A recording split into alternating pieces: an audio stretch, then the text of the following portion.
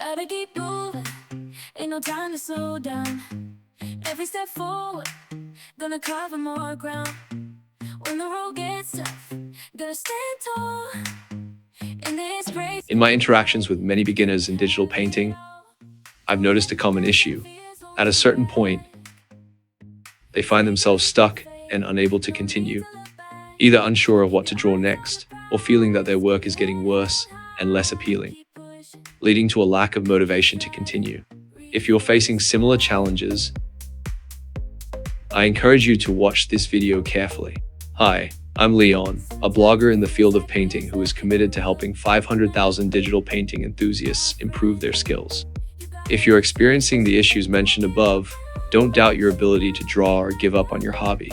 Everyone faces such challenges at some point. The key is to persist and stay focused, and eventually, it will bring you joy. Let's talk about the main reasons for encountering such issues. A common problem is that your technique hasn't reached the level it should be at. You're unclear about what steps to take or what to achieve. Take drawing a portrait as an example. Many people just draw by feel without a clear process or method in mind. The result is that problems accumulate, and eventually, you lose control and can't continue. You might have overestimated your abilities and set a goal that's beyond your current skill level. So don't choose a goal that's too difficult to manage for practice. Take your time and progress step by step. Slow is fast and fast is slow. The goal is to make small improvements in each practice session to gain positive feedback, which will boost your confidence and relaxation in drawing. Now, let's discuss what to do in detail. How does a great piece of art come together? First, you need to have a clear idea of your painting process. Having a clear idea means you've succeeded halfway. The typical process is sketching line art, coloring, lighting, and refinement. Alternatively, it can be sketch, grayscale, lighting, coloring, refinement. Both methods have their advantages, and there's no one-size-fits-all. Finding the method that suits you is the best approach. Personally, I prefer the second method because it breaks down the steps more and is easier to manage. You just need to focus on doing each step well, and the final result won't be bad. In previous videos, I've also shared content related to the first method, so this video will mainly explain the second drawing process. The steps may seem simple, but you might get stuck on any of them. This is actually a good thing because it quickly reveals where you need more practice. If you're stuck on a step, practice more on that step. Most beginners get stuck on the first, second, or third steps. The sketch phase is too rough. Although it's a sketch, it doesn't mean you can draw carelessly. If you're not a master yet, take your sketches seriously. The purpose of a sketch is to capture the feeling in your mind and make it as close as possible to what you want, not to draw aimlessly. A sketch can be ugly, but not messy. Using the example of drawing a portrait, the first step is to solve issues of angle, size, position, and proportion. You don't need to be precise, but try to avoid significant deviations in feeling. This feeling refers to the portrait not looking too uncoordinated. Achieving this is a success. Some people prefer to start with line art, while others prefer block art. Before I explain block art, let me briefly define it. Block art involves starting with large strokes, which can be color blocks or grayscale. Many people also start with block art in the sketch phase.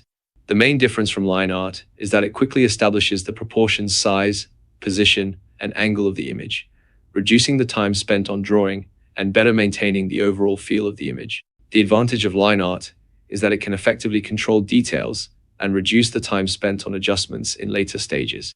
Therefore, when drawing line art, accuracy is crucial.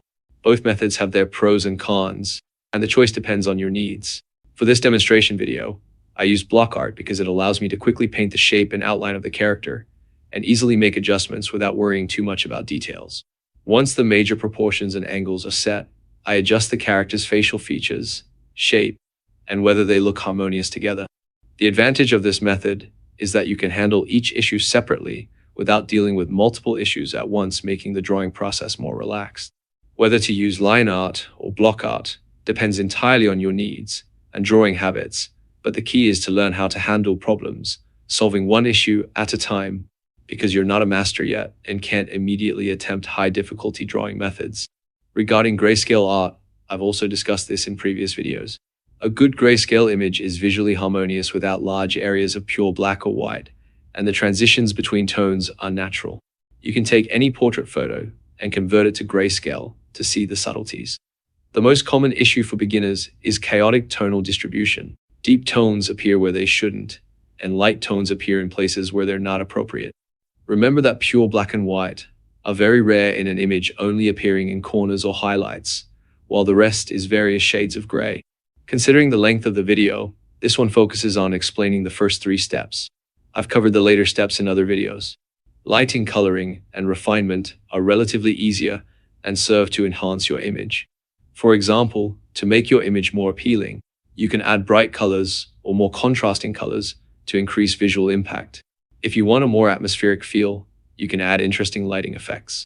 If you're interested in these aspects, feel free to leave comments, and I'll do my best to answer them. I might also consider creating a series of videos to explain these topics in detail.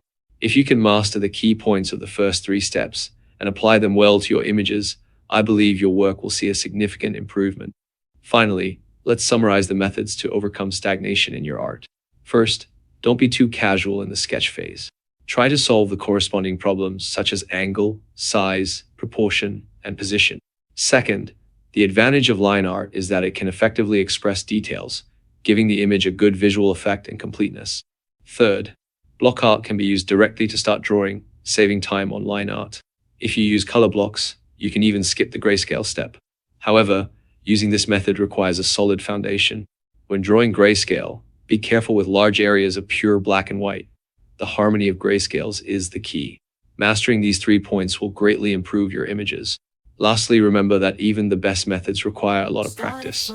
There's no easy skill to acquire, and even if there were, it wouldn't be very valuable. If you enjoy this type of video, please subscribe and follow. We'll see you in the next video. But keep pushing, you got the strength enough through the rain.